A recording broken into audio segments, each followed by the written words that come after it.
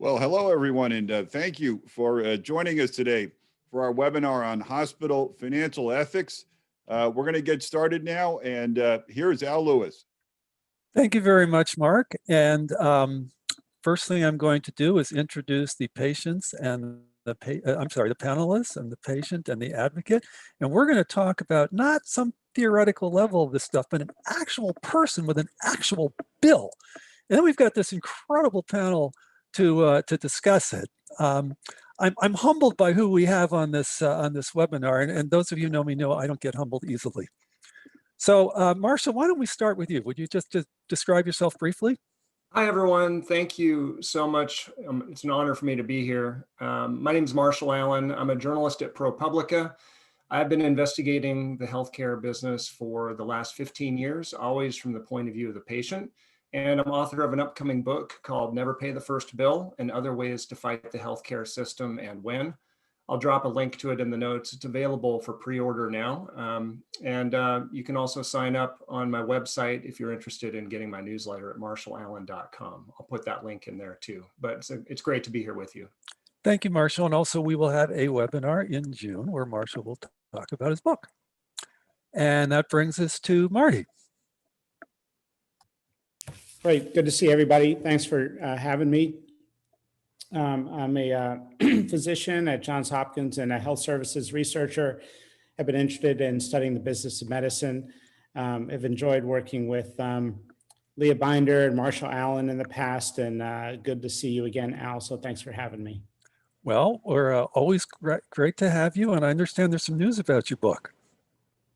The Price We Pay book just recently won the Business Book of the Year award. So thanks for asking, Al. Sure. And Leah. I'm a reader of books, and I love Marty Makary's book. It's one of my favorite. I give it out to everyone that I see and meet in my office. I look forward to reading Marshall's book. I'm a fan of his writing as well through ProPublica. So I'm thrilled to be and very honored to be on this panel. I'm president CEO of the Leapfrog Group. We're a nonprofit. We're based in Washington, and we advocate for improvements in quality and safety of healthcare. And today we're talking about the ethics of hospital billing, which we strongly believe is a quality and safety issue. It's about your health. So I'll share some of how we're going to address that later. Okay, and that well, you all know me, so I'm not gonna. Leah, did you want to mention anything about my your book? Thank you. Oh my God, I forgot about you, Al. Oh my God, I gave you an award too in my. Right. Yes, you did, and I've been love dying. the book. The first one I read was Why Nobody Believes the Numbers, and my kids think that my kids generally think that I need some psychological help. So because I was sitting on the couch crying with laughter. You are, in addition to being quite incisive, you are hilarious as a writer. So, well, a comedian is nothing without material, and the wellness industry provides plenty of that. And the special guest stars, James and Therese. James, you want to go first? And sure. Hi, I'm James Hamilton, a general contractor here in Hollywood, Florida, and my client is Therese Costa. She also helped me write my policy here for my insurance. Therese? Yes, James is my contractor on a couple of projects, and knowing that I'm in healthcare, I realized he didn't have insurance, so I helped him get insurance. My background is employee benefits consultant for many years, mostly in the large self-funded space. Okay, so now we're going to tell the story, and we'll be calling upon our panelists to comment along the way. And I myself won't be shy either, but I'll try to keep it zipped. James, take it away. Okay. Well, it was a Friday evening, got home from a long day of work, felt normal, great as usual. And all of a sudden I got a shooting pain in my lower left quadrant of my abdomen. And it was really unbearable. The hospital is basically right across the street from my house, but that's kind of the last resort. Even though I have a policy, I have a very large deductible. So I thought, well, it's just something I ate, or then later on in the night, I'm thinking maybe it's a kidney stone. the next morning, it was absolutely unbearable. And a family member said, "You need to go, you're going," forced me to go. But before I went to the hospital, which is almost walking distance from my house, I remembered that Therese had given me something to write in, some verbiage, which was the battle consent language. And she said to write that in. So I couldn't find what I did with it. She originally printed up a copy for me. So I texted her and said, "Therese, I've got to go to the hospital. Can you resend me this information?" So she did. Okay, so at this point, just because I don't want to bury, we have many leads I don't want to bury. I turn it over to the panelists. Is James's story about having a high deductible and foregoing needed medical care? That's got to be, he's got to be the only one in the country who's ever thought about doing that, right? I mean, unfortunately, that's becoming more the norm, Al. I mean, it's routine to have deductibles in the thousands of dollars now. It's very common. So unfortunately, a lot of consumers find themselves in this position. Yeah, it's very common. So if he had waited just a little bit longer. So James. So Therese sent me over, texted me the verbiage to say, and I got to the ER, checked in Saturday morning, it's completely empty. They brought me inside immediately, and when the tech came over to have me sign, wheeled the computer in the little room where I was, and had me sign everything like that, I said, "Listen, I want to put this verbiage in there also." And she said, "Well, there's really no place for me to put that." I said, "I'm sorry, I have to put this in." So she printed up a form and I hand wrote it and signed it. And then she said, "Well, I can actually also put it in here also." And she typed it into her computer too. So we put that in. Okay, so actually, just as an aside, before we leave this slide, this particular our example is not random. Marty, you want to give a little backstory there? On the battlefield consent? Well, on the ER particular slide that we showed, and then we'll do both. Let's do both. Let's start with the piece of trivia. Well, first of all, on your earlier point, 64% of Americans have reported delaying or avoiding medical care for fear of the bill. So this is an access issue. And as people, talk about affordability, I think what they're forgetting sometimes is it's not just the concept that a hospital is there, but also the fact that people are afraid of predatory billing and price gouging, which is what we have today. Even at places that may not engage in that practice, it has a broader systemic effect. The idea of the battlefield consent came out of an experience where I went in with a relative who was delivering a baby, and in the emergency room was given a long, complicated financial form to fill out, where I read carefully. I was standing there and I was like, "Give me that thing." And I read it and I realized that my family member, who doesn't have a lot of money, was asked to sign her financial life away under penalty of law. And you read the language of this thing, and it's, in no other setting would signing something under duress be considered legally viable. It certainly wouldn't be in a criminal case. So I started editing the consent form, and I realized the person who receives the consent form once it's signed was in no way a legal representative of the institution. It was just the clerk that was told, "Get this signed and put it in this stack," or scan it in. So I modified that consent. And since then, I've been able to help a couple other people who've called in the emergency room in panic and told them how to modify it. Of course, sometimes there's iPad consents and consents where they may argue you can't change anything, you can't cross it out. So in that case, I advise that if the consent form is not reasonable, that they sign it "did not read" in the signature line. And that works 100% of the time, or has so far. Hospitals are required by law to take care of people when they come in. It's called the EMTALA law. And for hospitals that sort of pressure people into signing their financial life away, including their home, car, wrecking their credit score, they don't have to do that if the hospital does not, if the hospital, in my opinion, has the dignity to disclose prices for common shoppable services. Many times these people are begging for prices. So that's a little bit of the background on what we call the battlefield consent. And okay, we'll give you a chance for a little self-promotion here. What is the show that I have up here? Oh, sorry, I didn't see your screen up there, but Oh. the TV show The Resident was based on a book that I wrote called Unaccountable. And there's a guy there, Pravesh, who's sort of playing me. It's not all accurate. First of all, people are not that good looking in the actual hospital world. But I hope we've been able to get some of these issues of billing and the business of medicine to be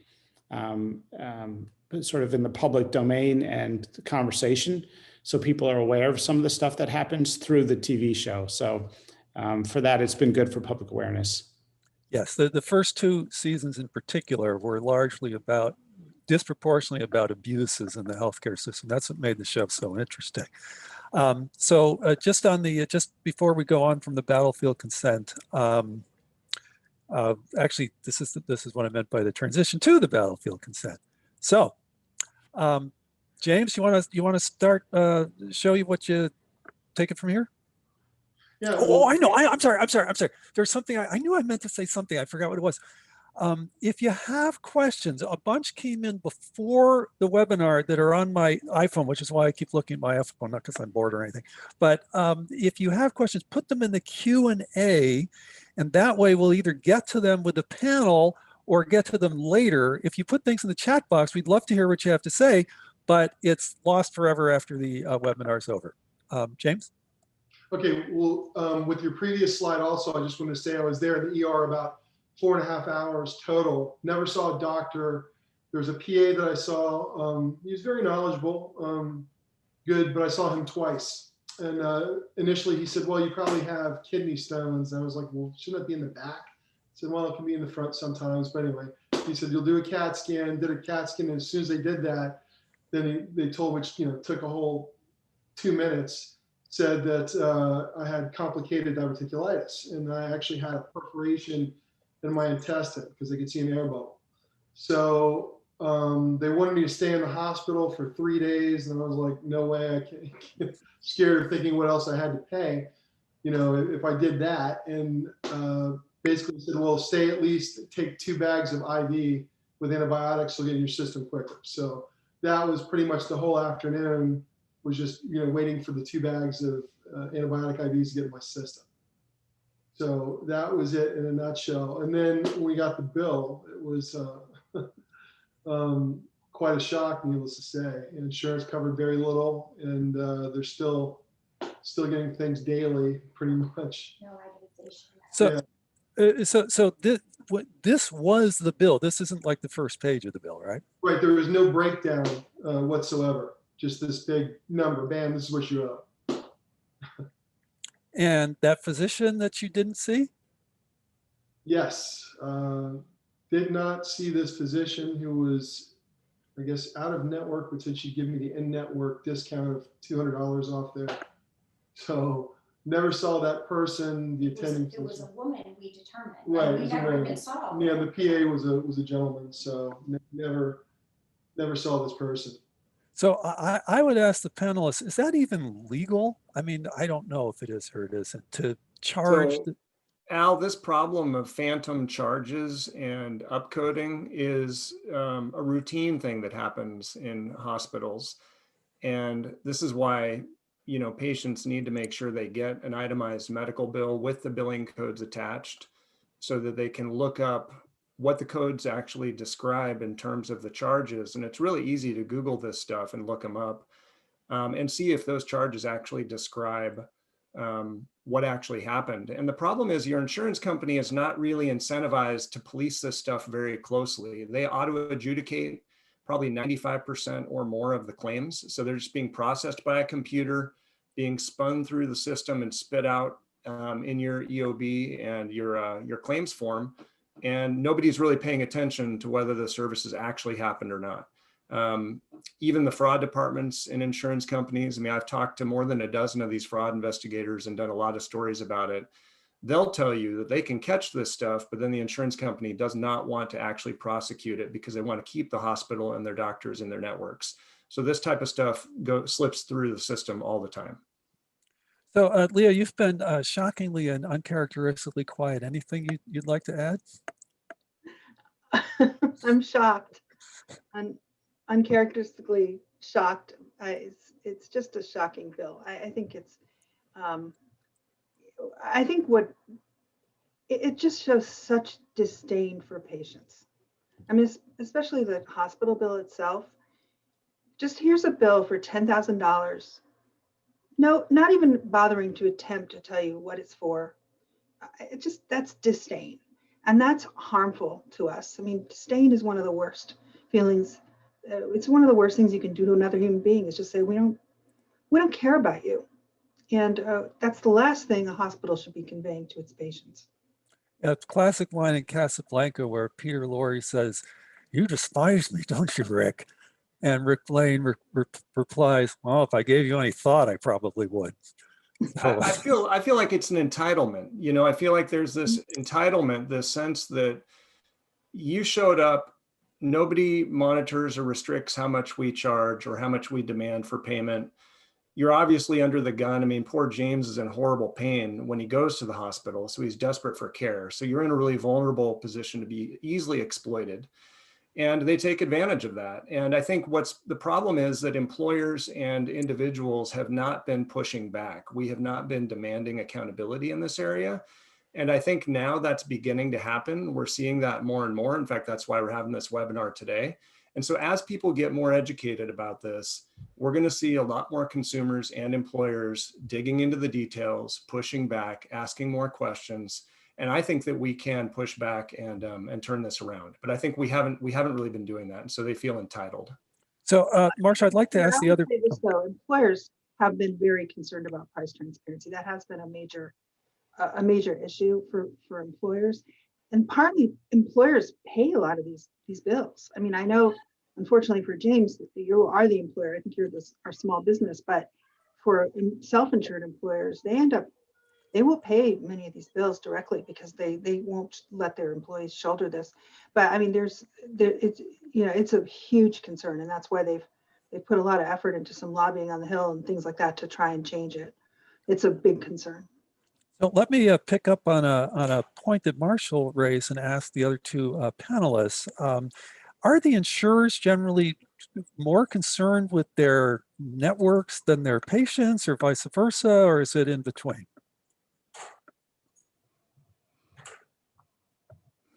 Have I stumped the panel here? Can everybody hear me? Ask the question again. Oh, so Marshall said that he felt like the insurers were not taking the side of their insured. So, for instance, if your car is in an accident, your adjuster will generally try to find you the best deal, and he feels like the adjuster, he or she feels like you're the customer. I mean, how does that compare to insurance and providers in healthcare? Well, I mean, I think the jury's out. I see examples of health plans that really do go to bat for people. But the way that we've lined up incentives in the healthcare system are very unfortunate, and they don't work. They certainly don't work to the benefit of the patient, and this is an example of it. And I would add, being a consultant for years with large groups, that you're correct, Leah. These charges, these employers are paying them all day long. And auto adjudication, these are flying through. And we had one fraud case for one of my clients where they were putting in a few $100,000 each time and did $1 million event that should have cost nowhere near $100,000, should have been 10 or 20. And because they know how to put them through, and the auto adjudication process allows them all to be paid. And if you're not really paying attention, I believe there's a lot of fraud. Okay, well, let's, in the interest of time, let's just jump ahead here. So now we're going to do a polling question. And while we do the polling question, Mark, I noticed we have a ton of Q&A coming in, and I got a couple of Q&A ahead of time. Does anybody hear background noise, by the way? Okay, so maybe it was a plane going by or something. A ton of Q&A. So we're going to ask a polling question. And how much do we think James is going to pay based on what we just know now? 0, 1 to 1,000, 1,001 to 5,000, or more than 5,000? And while you're voting, we've had some questions came in early. One is, what leverage do I have in here? So Mark, I'm sorry, Marshall, that's basically your book, right? So take it away. I'm sorry, say that again, Al. What leverage does a patient have? Oh, well, I think patients have a lot of leverage. I have a chapter in my book on how to use small claims court to sue when we're being treated unfairly. And I think that's an avenue that could be available for a lot of bills. I don't know what the limits are in Florida, but in New Jersey, there's called the Special Civil Branch of Small Claims Court. I live in New Jersey, that has limits up to 15,000. So in a patient like James in New Jersey, this case would actually fall within their limits. I'm originally from Colorado. The limits there are 7,500. But I think I kind of put people on a pathway in my book, and I'm also going to be doing this in a curriculum I'm developing for employee education. But basically, get an itemized medical bill with the billing codes, look up the fair prices, and I think Medicare is a good benchmark. I think you can also look at something like fairhealthconsumer.org or Healthcare Blue Book. See how you're charged on each of these things.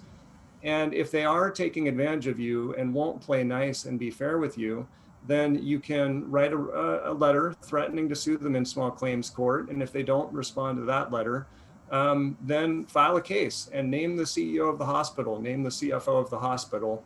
Our justice system has a system in place for consumers who are being taken advantage of by large corporations and organizations, and I think that we should use it.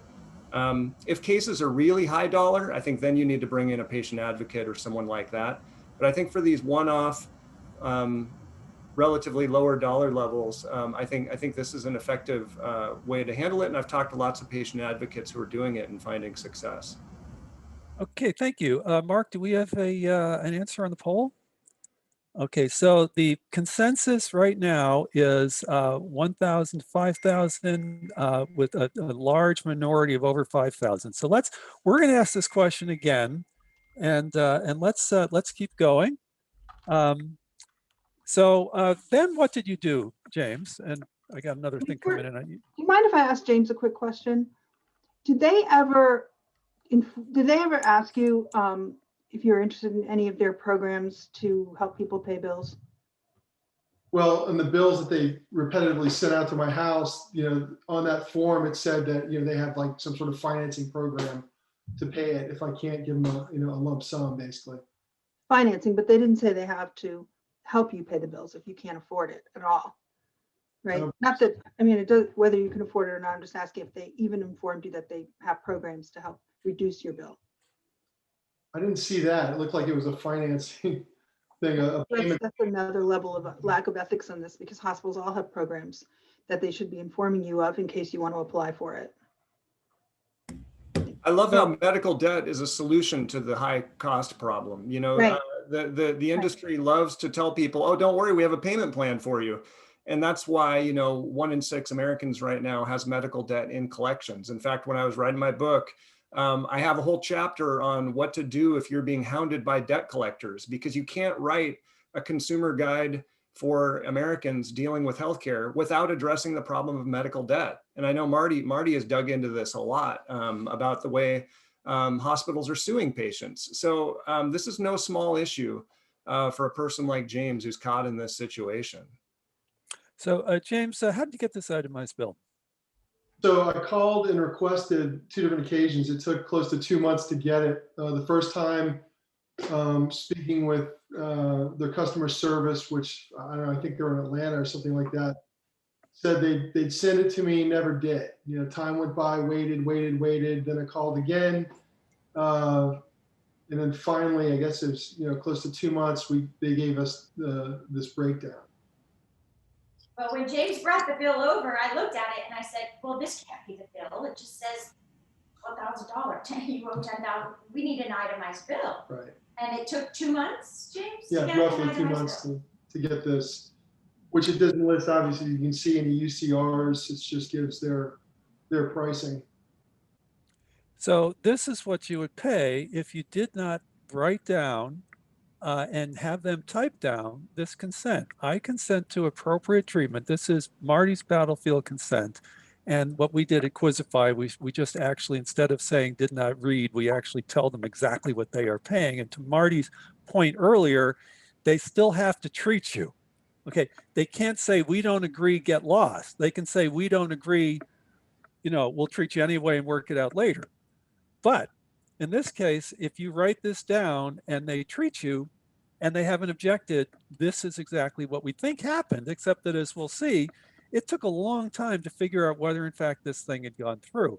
And by the way, you can just get this thing right now and we'll click through. I think you can actually do it right now, but if not, you can click through after we send you this, right to this link, and it will plop right into your iPhone, assuming you've got an iPhone or an iPad, and you'll have it with you.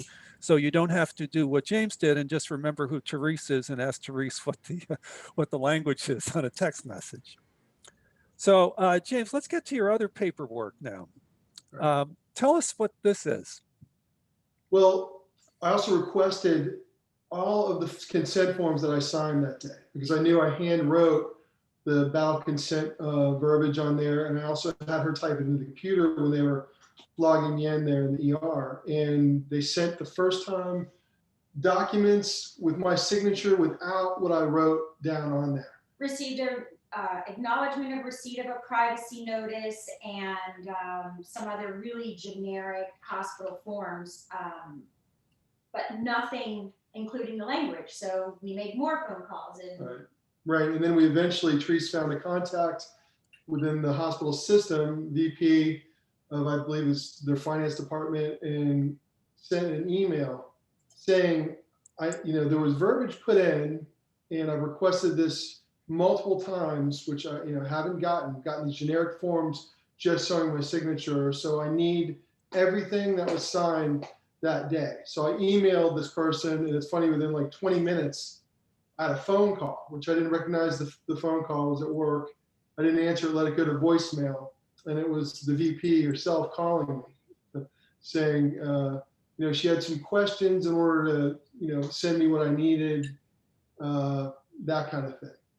So I didn't call back. I responded on email saying, I appreciate the quick follow-up, but I need you to email me, a response, what you need from me so I can get everything that I signed that day in the ER. Because there's been, I told her that I've contacted you all multiple times on phone, doesn't get resolved, you don't send me what I'm asking for, or nothing happens, and there's absolutely zero documentation. So after that, they finally sent me forms with this on. Well, she actually said you can come by the hospital and pick it up, which I did. that was your first trip. It Right. didn't include this document. This was your second trip. Oh yeah, that's true. The first one didn't have my writing on there. So I emailed her again and requested, and then the second time they produced this that I hand wrote in there, but Only however, the second page. yeah, right. They were still missing a page, and it didn't have what the tech typed in. Because I watched her type in the same verbiage, the same wording, and that's conspicuously absent.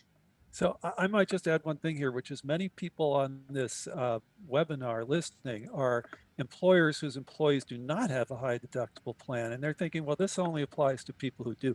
Just the opposite. If you have a low deductible plan, this hospital doesn't know what the deductible is. They just send a bill. It just means your employees are much less likely to complain. And the thing is being auto adjudicated and you're paying for it. And I will say during all this, Al, of course, we have the great fortune and advantage of knowing you and Marshall and Marty and all of these people who were helping and guiding us. And Marshall was super helpful to us in the whole process. What do people do who still comprise the majority of the world who don't know about us, right? So So to just a little bit of background on this battlefield consent, it has worked like a charm. Here are two examples, and we actually have these two folks who are on the call today, but because the panel was starting to expand, I've asked them to put any additional follow-up comments they want just in my text. But we have one person, Stacy Richter, who used this particular language, and it worked so successfully she got into the New York Times with it. Then we have Rachel Miner, who son had an accident, and unexpected, as you might say. And one of the things she learned was to use this consent, and the hospital actually accepted it gladly. Another thing we learned is that the sentence that a parent least wants to hear is, "Hey, mom, watch me do this." Okay, that's how you end up in the ER. So now, I'm sorry, Leah, did you want to add something? I was going to just add something. Marty. Now, first of all, Stacy Richter has an amazing podcast. If you want to learn more about these issues, it's Relentless Healthcare Value. But on the battlefield consent, the idea was to divorce the two different legal operations that are happening on one document. That is, hospitals have frequently merged a permission to take care of you, called the consent to treat form, with a financial sign your life away to a number we can't give you form, which are two entirely separate things that you are agreeing to. And the reality is that many people want to be taken care of, but may not feel comfortable signing their entire home, car, and life away financially under penalty of law for an amount which is not disclosed. Therefore, we've made the case to hospitals to make those separate forms. Now, some hospitals have separate forms, but others don't. Either way, on the ground operationally, people are given a form or a couple forms and are just simply told by, a candy striper or a clerk, you need to sign these. Okay, why do that's actually illegal. You don't need to sign a financial sign your life away form in an emergent or urgent setting. Now, you could argue in an elective setting, they can set whatever rules they want, but there's a rule that when you come in with a health emergency or urgency to a hospital in the United States, they have an obligation to take care of you. So the idea of that consent was to say, hey, you could do it on the terms of the patient and not on the terms of this sort of, one document for both purposes. Yeah, and I would just add, just to elaborate on that, it's, as you alluded to it earlier, it's called the Emergency Medical Treatment and Active Labor Act of 1986. And it is actually a very bright line between electives, where you're on your own, and emergency care, emergency room care, emergency admissions, and emergency deliveries, where you can apply Marty's battlefield consent. So we took this to UR MedWatch, that very kindly offered to actually see what this bill would have cost had it been charged at 2 times Medicare. So what you're about to see is, what if this were 2 times Medicare? Well, if you look at these itemized lists, you'll find a lot of them don't have any prices at all. That's because they're included in the ER level 4 extended charge, second from the bottom there. And you'll also notice that the CAT scan charge has a whole lot fewer digits in it than it does for the commercial. That is not a coincidence, because if you look at, and this is from another hospital, but it's the same concept. If you look at the ratio of cost to charges, you find that CAT scans are the single most profitable marked up thing that a hospital will do in an emergency situation. Any comments from the panel on this so far?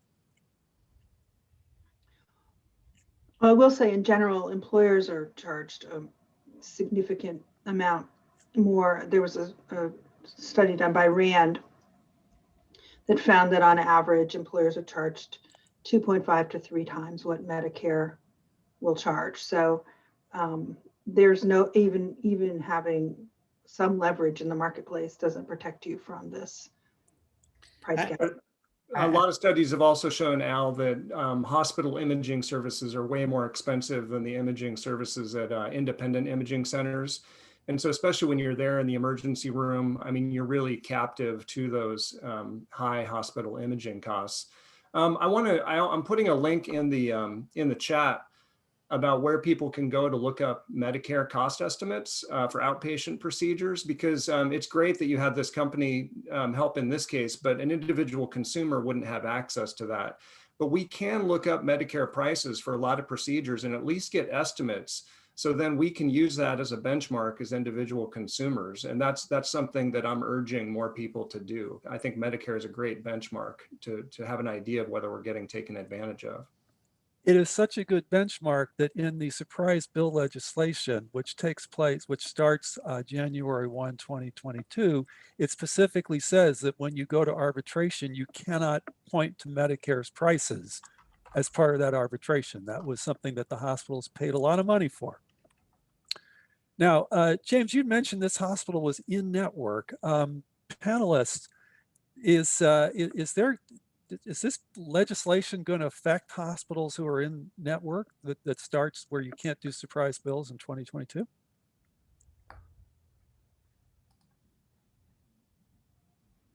I mean, the legislation is just for out-of-network bills. Right. So that's not going to affect in-network bills. And the problem that I'm seeing, obviously I'm a journalist, so I get the extreme case. The extreme cases also prove what's happening commonly. They just become newsworthy when they become extreme. But we're seeing inpatient charges that are extremely high, or excuse me, not inpatient, I meant in-network prices that are extremely high. So it's not just the out-of-network bills that we need to worry about, it's the in-network negotiated rates that can also be a huge problem. And as we mentioned before, if you don't have a high deductible plan, we got many employers on this call, you're paying these things, but your employees aren't complaining because they're paying, I don't know, $500 or something.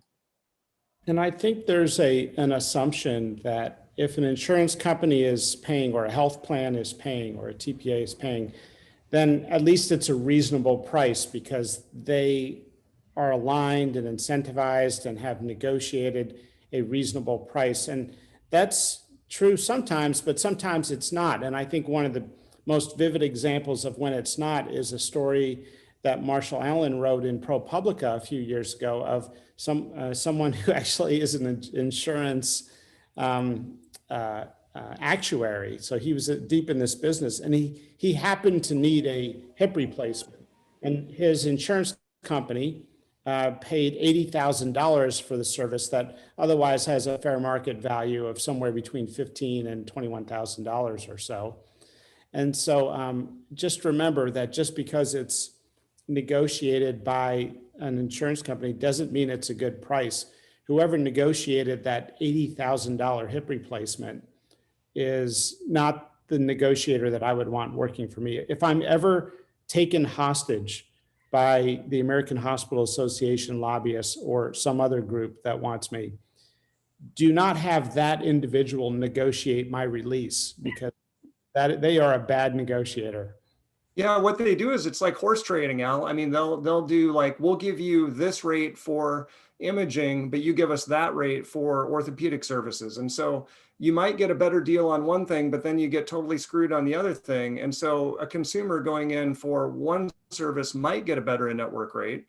Going for another service, they might get totally ripped off. And I look at this as price discrimination against working Americans. I mean, I think we need to reframe how we think about this. We don't allow this type of inequality in other aspects of our society. We're not supposed to accept it. And yet somehow it's become totally accepted and mainstream to charge working Americans 2 to 8 times more for the same services that a Medicare patient would get. And that's just not right. And once again, employers don't know about this. We actually did a webinar not too long ago with a company called Drexy that will review bills that insurance companies are being charged, and oftentimes they don't get the itemized bill until after it's been paid, and that really limits their leverage. So really, it all comes back to the employers and the consumers. So the difference is the charge was $12,553. The 674 there, you might say, wow, that's almost 20 times Medicare. Well, in fact, the 674 is already 2 times Medicare.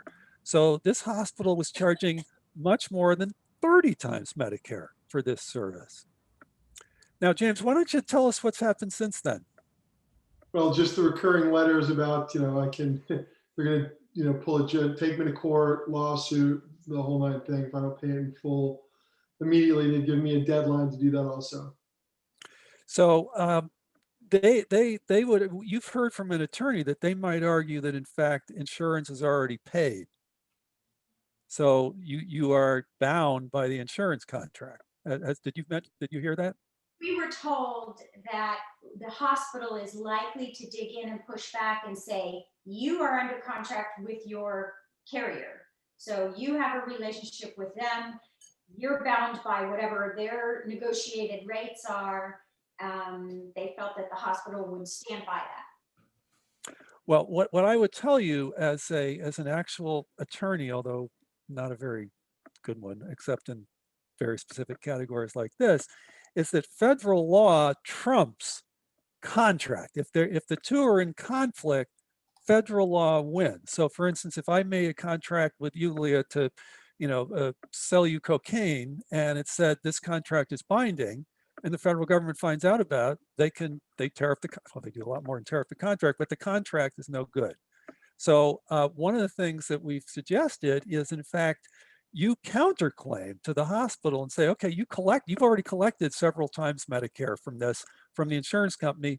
I want that back, or for coordination of benefits reasons, you got to send the difference back to them. So now let's go to another poll, and then we have a zillion questions that have come in, and I hope we get a chance to get to some of them in the remaining time. So now, having heard about the battlefield consent and a whole bunch of other things, like the fact that the insurance company is paid, but federal law trumps, let's do the exact same question over again. And before, we had well over 70% of people going with the highest two. Let's see if we've managed to move the needle on any of these things. So go ahead and submit your answers. And meanwhile, Mark, well, actually, I think there was another question that came in beforehand. I mean, we'll do, yeah, so what do you do? And this is to essentially all the panelists, but I think somebody said they wanted to answer it. What do you do if you basically don't have a choice here? I mean, a lot of times the hospital's the only one in a city. Don't they have a huge amount of leverage? Well, I would say the first choice that anyone has, and the first thing you should consider in making a choice, is the safety of the place, because there's no good price for bad care, and hospitals are not always safe.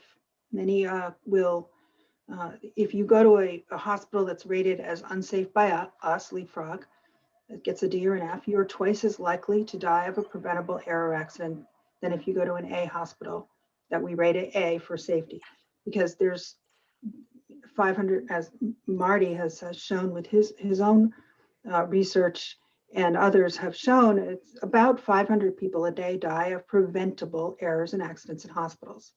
So which hospital you choose really matters.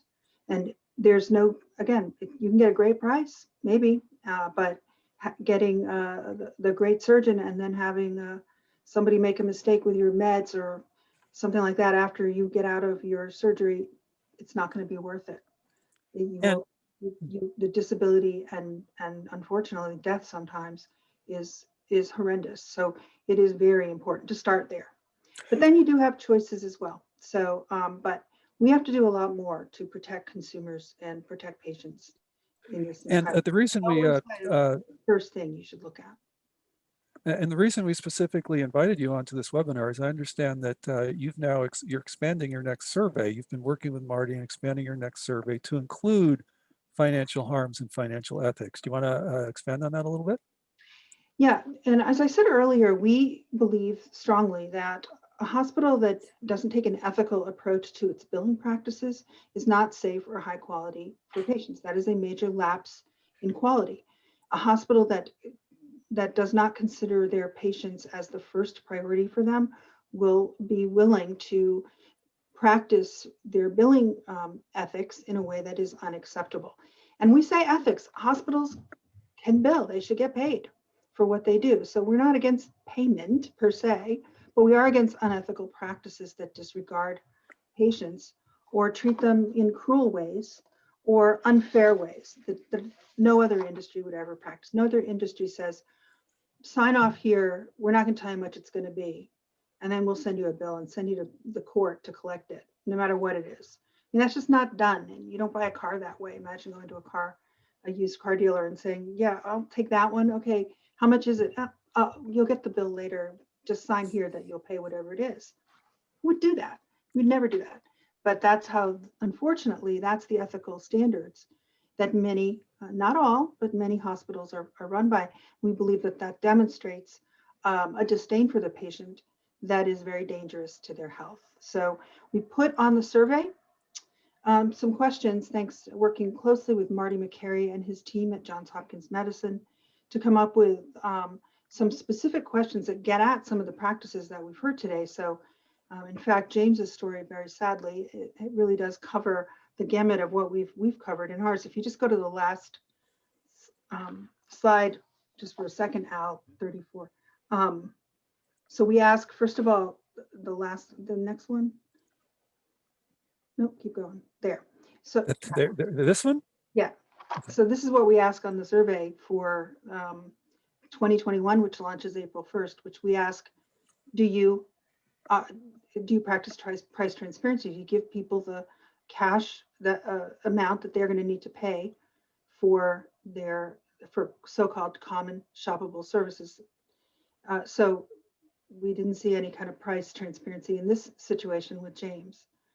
Do you tell people that some of the professionals they're going to see may not be in network, even though the hospital is in network? Do you explain that differential? That's surprise billing. We ask about that. We ask about out-of-network services and whether patients are alerted and whether they balance bill.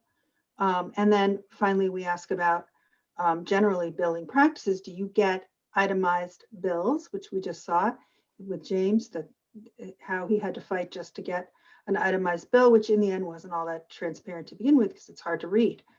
I couldn't understand your bill, James. Maybe you understand it, but I don't understand any of it.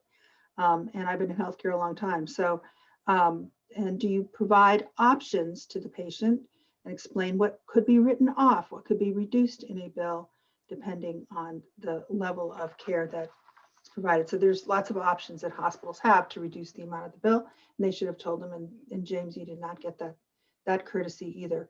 So these are the kinds of questions that are specifically asked on our survey, and again, launching April 1st. Now, when we first do a section on our survey, we don't score or publicly report that section until the following year. It will be on in the following year when we will score hospitals and publicly report by hospital. However, we will put out information on how hospitals do nationally. And by putting this standard on the Leapfrog survey, we've sent a message to the hospital community that we do expect a high level of ethics in the way that they bill their patients, because that is directly tied to the quality and safety of care of their patients. That is why it's there. And so so I think we've got to start somewhere with public reporting, transparency, and really holding the hospital community to a high standard. And Leapfrog does this because we represent employers. I told you earlier, employers are very concerned about this. Their first concern in forming Leapfrog has been safety and quality of care. That remains our core concern. And this they have seen impeding on the quality outcomes for patients and their employees.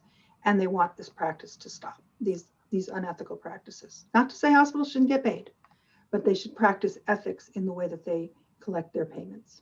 We also ask, by the way, if they sue patients, which we don't believe should be done unless there's some very careful guardrails around how that's done.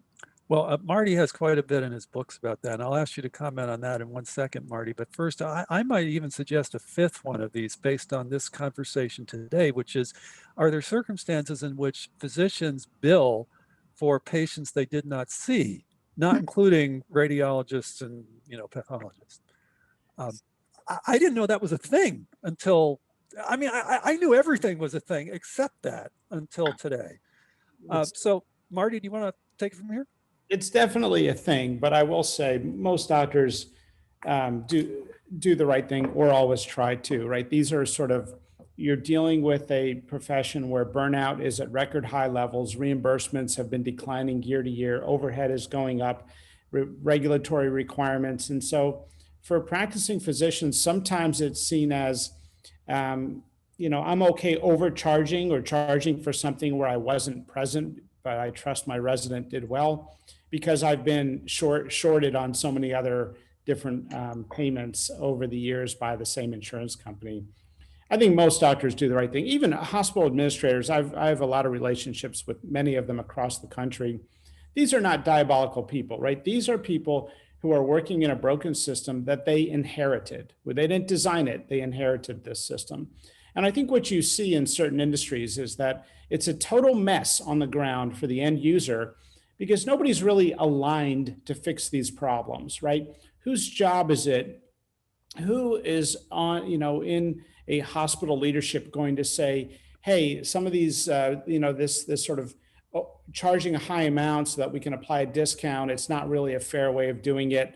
Maybe we could do something very disruptive with our insurance carrier. You don't see that very often. It's sort of, this is the way the business is done. Just like when you go to buy a car, haggling is a part of the way the business is done. Even though, a lot of people would agree in that industry, maybe it's not a great way to do it, but that's the way de facto the payment structures are aligned. I love, Leah has been really pushing the field on sort of a high level here. And we're privileged on my research team to work with her on this.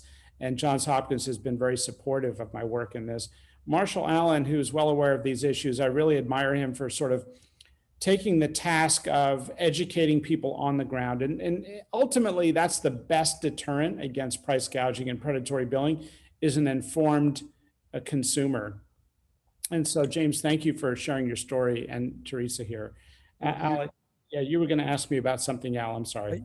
Yes, there were two follow-up things. First of all, we still have the polling question that I would like to get to. But second, you had mentioned in your book that there were many instances in which the patient would say run into the physician somewhere and say, how can you charge me so much? And the physician had no idea.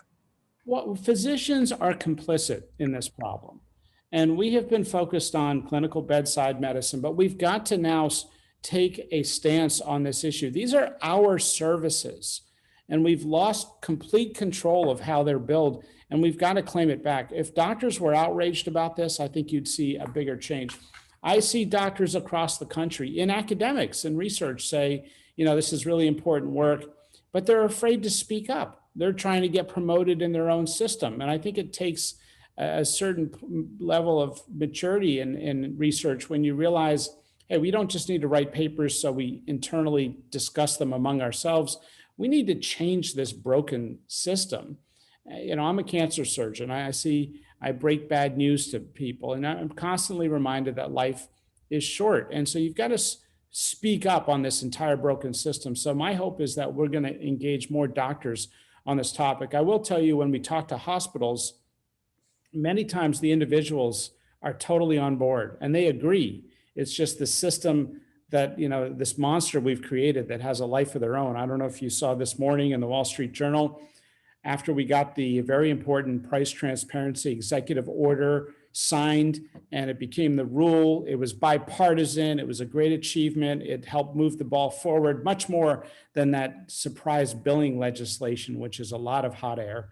The price transparency executive order has a lot of meat.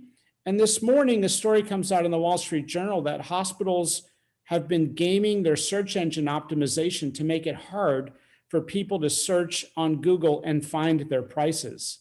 I mean, it goes through all the coding. This is the insanity that we have to collectively speak up against. Can I say one thing to add to Marty's point? I agree with that. I think, as usual, you've really articulated well, and your leadership among physicians has been extraordinary and really important.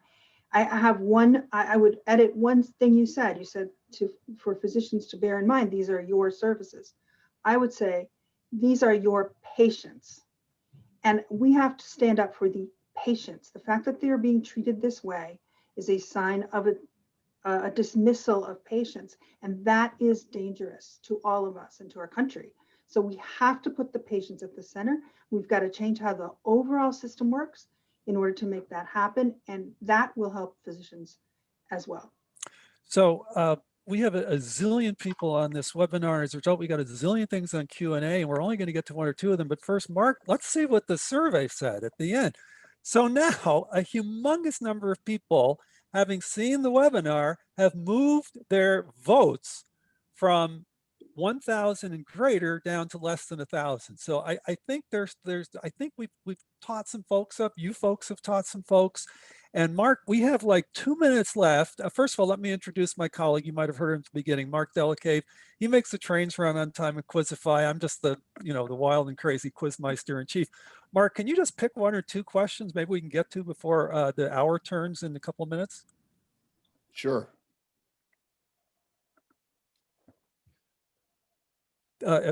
Should I be able to see them, or do you want to just announce them? Do you see the questions? No. So just announce one. Oh, wait. Okay. Oh, yeah. I unshared, so now I can see them. Yeah. All right. So, the one I'm looking right at is, how do private equity firms play into all of this? That's a great one.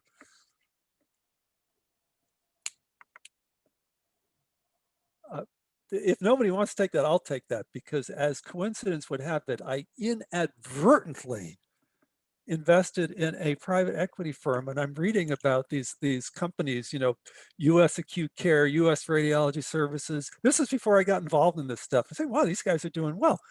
And then I found out that they're doing exactly what I'm telling people not to do. So yeah, it's private equity, folks. The private equity folks are not going to roll over and play dead on this stuff. Panelists, you want to add anything to that? Well, the word got out in the private equity space that if you buy a physician group, and especially if you buy a lot of groups and you get a monopoly, you can massively gouge on those prices. And some sucker is going to fall for it, especially if you threaten them with predatory billing. When that word got out on Wall Street, it became it was off to the races. And that's where we are today.